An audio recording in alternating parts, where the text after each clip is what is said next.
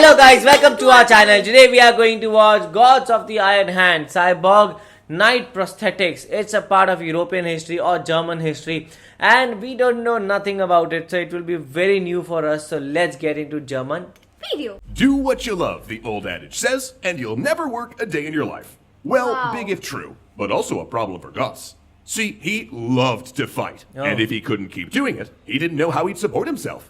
Not only was he his father's fifth son, but his fifth son from his third wife, meaning he'd inherit nothing. And the loss of his right hand... So he was not only the fifth son, he was the fifth son of king's third wife. But who? Götz. His name, now he's introducing Götz. you, na? Götz. This is a person named Götz. Götz. Yeah, so he was the fifth son of the So his third name wife. is Götz. Yes. Oh. his prestige, but his long-term finances. Which is why when he went to a blacksmith, he asked the man to fashion him an iron hand. Though this was not as strange a request as it appears. Before the modern era, violence, disease, and accidents changed human bodies all the time. From heavy loads curving peasant spines, to missing fingers from agricultural mishaps, or limb differences. And as far back as the ancient world, people of all classes used mobility aids like canes, corrective shoes, and even decorative or functional hand prosthetics. Roman general Marcus Sergius, who like Götz lost his hand, used an iron prosthesis to hold his shield. Wow. Now while simple prosthetics and medical devices were widespread, the ones peasants used were crude wooden things fashioned by the people who used them, or made cheap by a blacksmith or carpenter. Think the classic peg leg. But Götz, you see, was a noble, so he got a custom job. The resulting prosthetic was an iron hand that could be tied to his arm with hinged, lockable fingers that let him hold his sword. And in a bow to aesthetics, it had fingernails etched into it, along with wrinkles on the knuckles. With his new hand, Götz went back out into the world, determined to make his way doing what he loved best, fighting. But not as part of the army. See, while Götz liked to fight, what he didn't like was taking orders. So using his personal charisma and the notoriety of his new metal fist, he raised a group of mercenaries and sold their swords to the highest bidder. Yet being a mercenary wasn't Götz's true passion. Sure, he liked fighting for money. I mean, who doesn't? But what he loved, like really loved, was feuding. Fighting those he developed a grudge against, beating them, and taking their stuff. Nice. And for someone as belligerent as Götz, it actually wasn't enough to feud with individual people. No, Götz declared feuds against whole cities. Though this too was not uncommon in the Holy Roman Empire. Crazy. In fact, it was one of the ways minor nobles like Götz made money. Imagine it like a military version of a lawsuit. You declare a feud against some city, state your totally justified cause, then go plunder them as compensation or kidnap an important person and demand ransom. Now technically this became illegal in 1495, but it was still widely practiced. And while many feuded, none did so with as much relish as Götz of the Iron Hand. He'd shake his metal fist at anyone, anywhere, for practically any reason. For instance, in 1505, he made war with the city of Cologne, and I'm not kidding here, on behalf of a peasant who claimed the city's fathers hadn't paid him the prize money for a shooting contest. That conflict lasted 2 years and ended up expanding into 5 other interlocking feuds, What? the first of 15 he participated in during his long career. So yeah, you can kind of see how this snowballed. For a shooting In contest. addition to Cologne, his favorite targets included a bishop and the entire Swabian League. Yet it was the city of Nuremberg he hated most.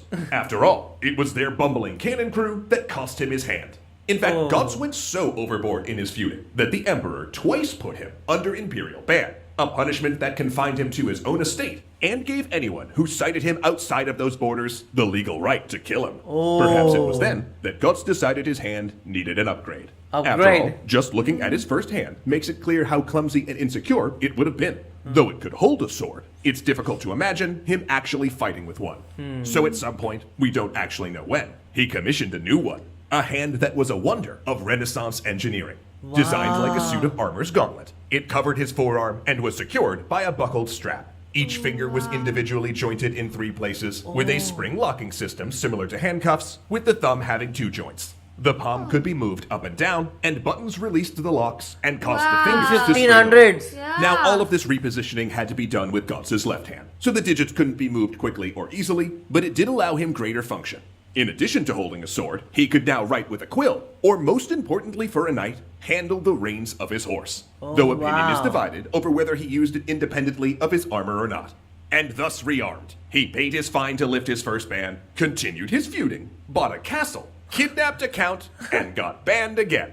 But despite this marauding, Götz was developing another reputation as a protector of the peasantry. After all, many of his feuds had started over defending peasant interests, and he was known to be sympathetic to commoners. Nice. A sort of German Robin Hood. They loved his disregard for authority and his famously salty language. At one point, besieged by the Swabian League and asked to surrender by the enemy commander, he supposedly responded, "He can lick my ass." Now, of course, Götz didn't invent that phrase, but he did popularize it, and in his honor, it entered the German lexicon under the nickname the Swabian Salute. Swabian Yet that Salute. popularity with the peasants had consequences. When a massive uprising known as the German Peasants' War rocked the empire, Götz looked out his window one morning to find 10,000 peasant rebels demanding that he be their general. Wow. Though he initially accepted, he snuck away after a month.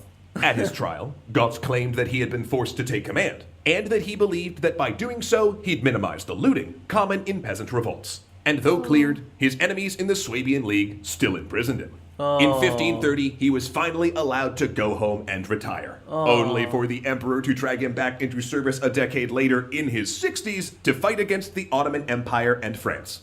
Götz, who'd battled almost continually for 4 decades, finally died in 1562 at the age of 81, having gone blind. 81. Even then, he found time to dictate his autobiography, one of the few knights to do so. And it was that autobiography which made him a legend. The playwright nice. Johann Wolfgang von Goethe based a play on his memoirs, portraying Götz as a dashing young freedom lover and model for German patriotism.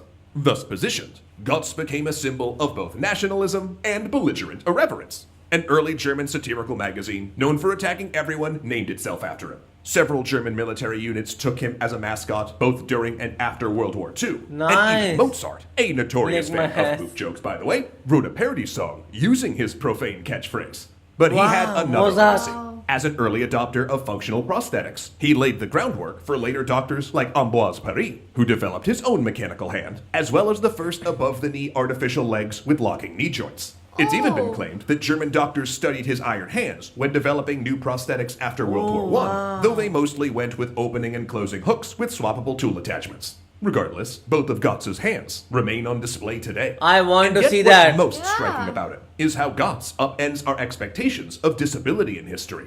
While we might think of mobility aids and prosthetics as a new invention that let people with injuries or limb differences Yes. continue living their lives, Götz is an example of someone who not only lived with a prosthesis 500 years ago, but thrived doing it. Who indeed made it his signature as he defied emperors, led armies, struck fear into his enemies, and ruled What a as person said, he was. with an iron fist. What a person this man is. Like, he loves to feud, and after every feud he was like, next one. And he used to be like, he loved all the peasants that were, and they used to take their issues to the kings and to the cities. But the thing is, like, in the end he didn't want it to be their leader, because he thought that okay, if he's doing that, then he is not a knight anymore, so he is a revolutionary or an anarchist kind of a person. So he didn't want it to be that. So what he did was, he told the king that he was not doing that, but still he got the jail, and after that he was released. But still, what a person he was. And in 1500s he was having a prosthetic hand. I can never imagine that. I thought this was just last century this was being done, but he invented it a long back. Yeah, he's like a perfect example of that never settle thing. Because if we have some problem and we just accept ourselves, okay, we have this, we cannot do this.